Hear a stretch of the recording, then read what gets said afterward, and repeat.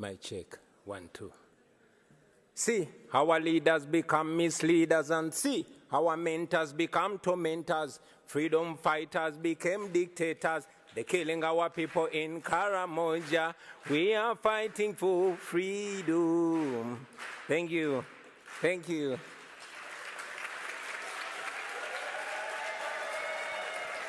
Thank you. Thank you very much. Thank you for the opportunity to share my story, which also represents the story of very many Ugandans that have endured human rights violations for the last 36 years. I never intended to get into politics, and neither did I pay much attention to the political space until my personal consciousness was awakened rudely by my personal humiliation at the hands of a security operative. I'm a musician, and in 2005, I was the hottest artist in town, singing about parties and girls and money. And so, like any other 23-year-old who is successful, I went out and bought a big fancy car, a Cadillac Escalade with spinning wheels and a personalized number plate, Ghetto. One day, I was at a nightclub in Kampala when a security operative pulled me out of my brand new car, slapped me in the face, and put a gun on my head. And he asked me, "Yo, why are you showing off? Don't you know that this country has owners?" I drove away humiliated, and this horrible feeling was all over me, a feeling of you deserved it. Because he was right, I thought I was safe as a celebrity, partying with the rich and powerful military generals, whining and dining with them.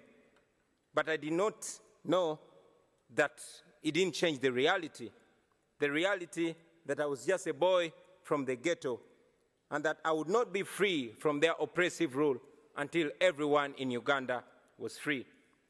That incident reminded me of the humiliation that many Ugandans faced every day. I couldn't forgive myself for having allowed my temporary and deceptive comfort and elevation from society to blind me from the plight of my fellow disadvantaged people. And I decided on that day that moving forward, I would be a voice of social justice. For 36 years, Uganda has been under the rule of General Yoweri Museveni. More than 85% of Ugandans have never seen another president in their lifetime. Not because the law allows it, no, but because he has always changed the constitution with the help of a compromised parliament, and he has always rigged elections with the help of a personalized military. But regardless of all this, the Western world continued to tolerate and enable General Museveni because he is considered a useful dictator, good for regional security and national stability, even if he bends a few rules. But that's not true.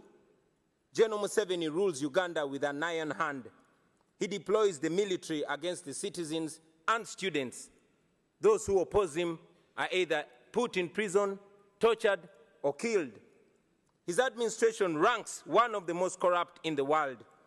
His family members and henchmen have plundered our nation at the expense of healthcare, education, and other social services. So, sitting there in my fancy car, beaten and humiliated, I knew I could not stay silent anymore. So, for the next 10 years, I dedicated my music to the plight of the common Ugandans and the fight for human rights.